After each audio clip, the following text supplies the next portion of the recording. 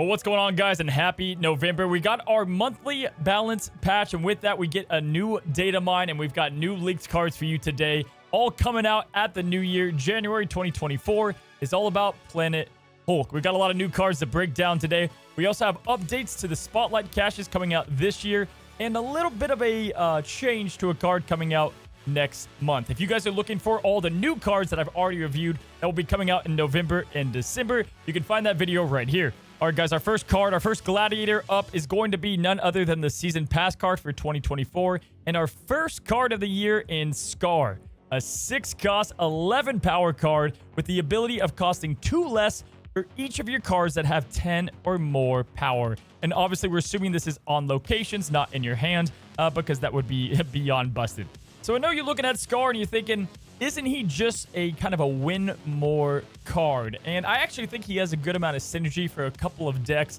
Lockjaw, we know, can cheat out big cards, but there's more decks that can cheat these big 10 power cards out than you think, right? Right off the bat, he doesn't need it, but Sauron is going to be a great card synergy that you can play Sauron into Typhoid, into Red Skull.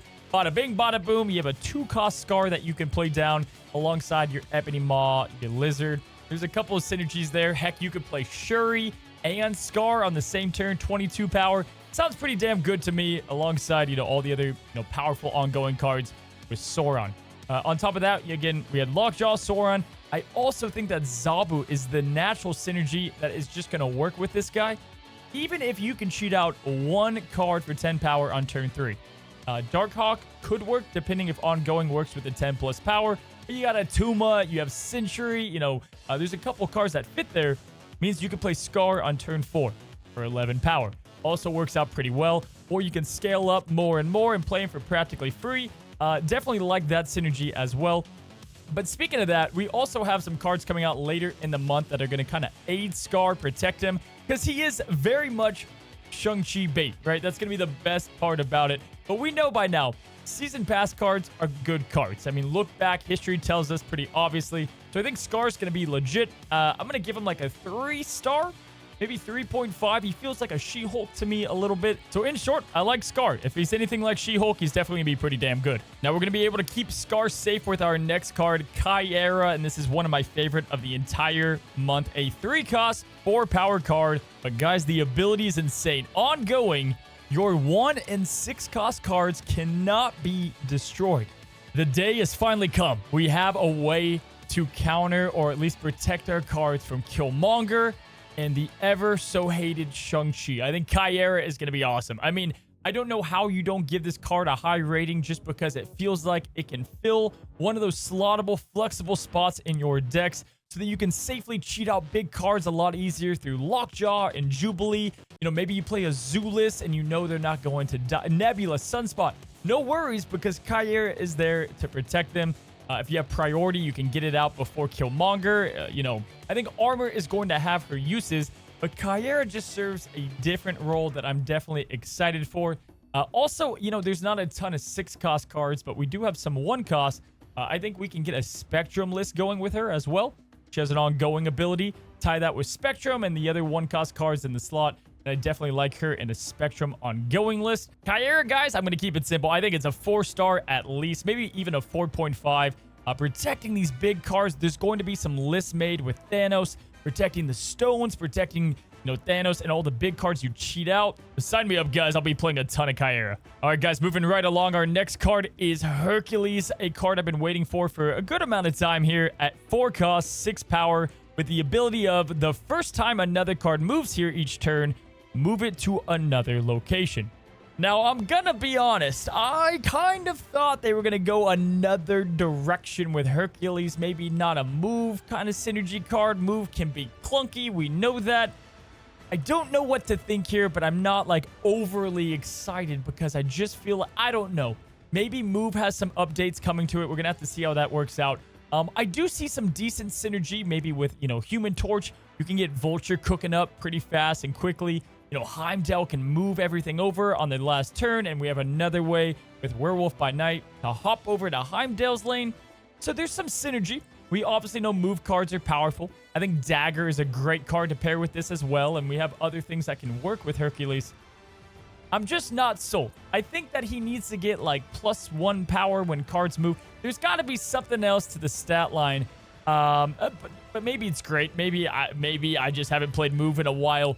I'm going to give him a 2-star for now because I feel like there's a lot more to be desired.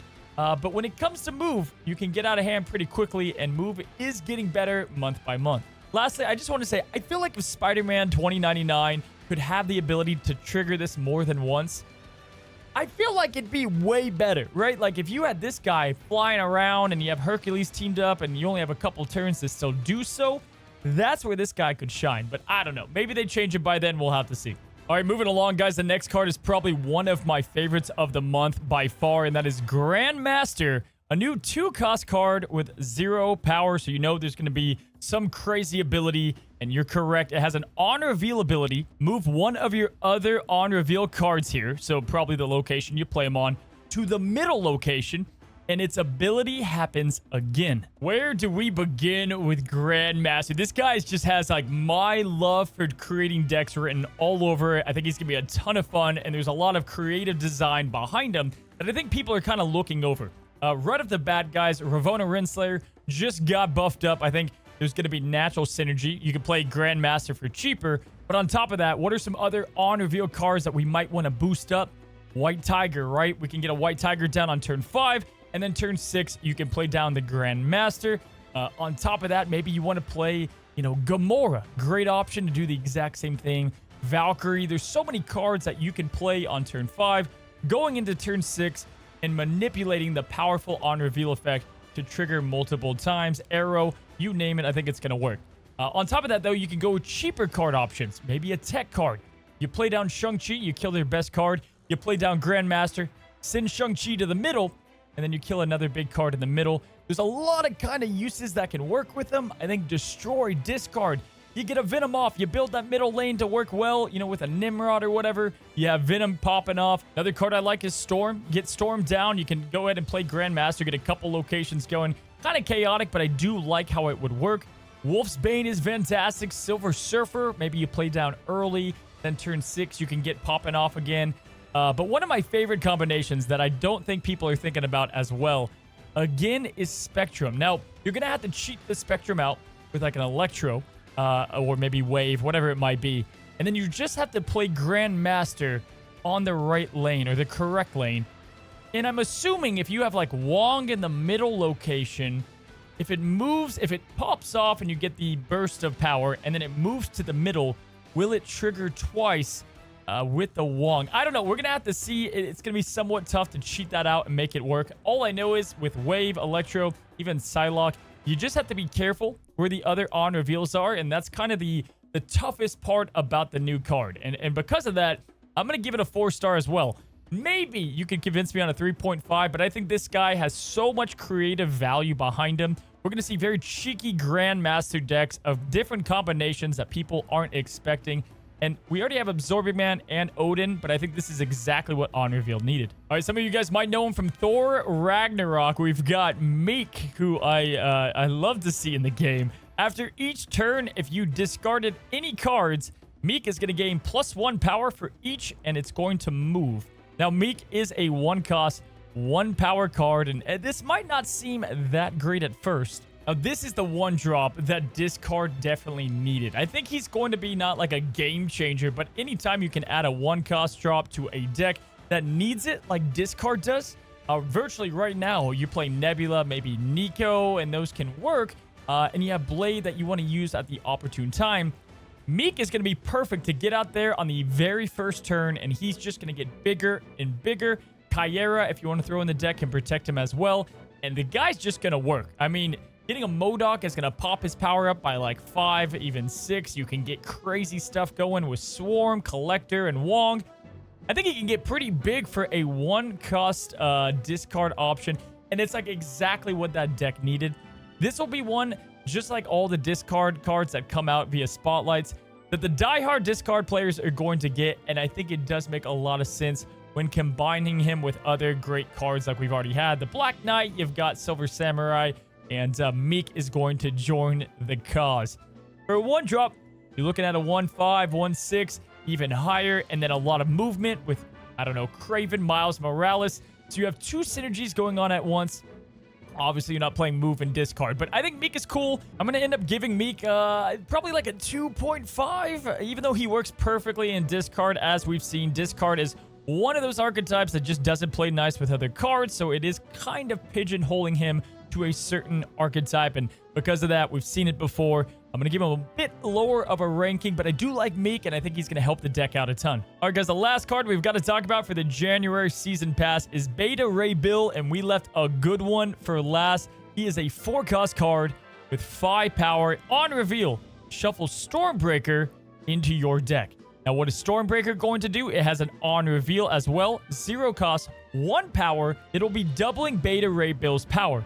Yeah, this card is going to be absolutely crazy. I think this is going to be one of the best cards of the month. I mean, we've seen double power cards before. They always turn out pretty damn good. And Beta Ray is going to be cracked because you can manipulate this in so many different ways. But on top of that, my favorite thing about this card is we finally have more to the one-trick pony deck of Jane Foster. We know this works so well with Thor and Lockjaw decks, so Beta Ray is going to fit right in there. But having Jane to pull out Mjolnir is going to be awesome. And then even better when you get Stormbreaker to double up Beta Ray's power. Now, of course, on top of that, we have ways to manipulate it. You guys know it by now. Wong is going to be great in the deck. Just getting him to stupid.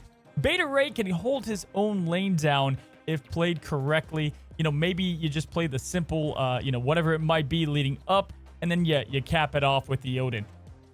This, to me, with Zabu, with a couple of other 4-drops that just synergize well, hell, even just the Lockjaw Wasp Yellow Jacket deck that's already very popular, screams crazy. Screams crazy good, doubling the power to just such powerful degrees. You can get him shuried. You can get a Forge on him to get him up to an easy 14 power, and then 28. It's just going to multiply very fast. I think Beta Ray Bill has a lot of promise and might be one of the best cards in the month. Because of that, I'll be giving Beta Ray Bill a 4-star rating. Again, I think he's going to be a, you know, surefire card. You know, definitely you shuffle Stormbreaker. It can be tough to get it. But we've seen it here with Thor. We've seen it with Jane Foster. There's a lot of ways to manipulate to get that to the top of your deck. And on top of that, it also has 1 power. So there you go, guys. These are all the cards in January for the Planet Hulk Season Pass. A couple other things that I wanted to kind of highlight as we go into these data mines.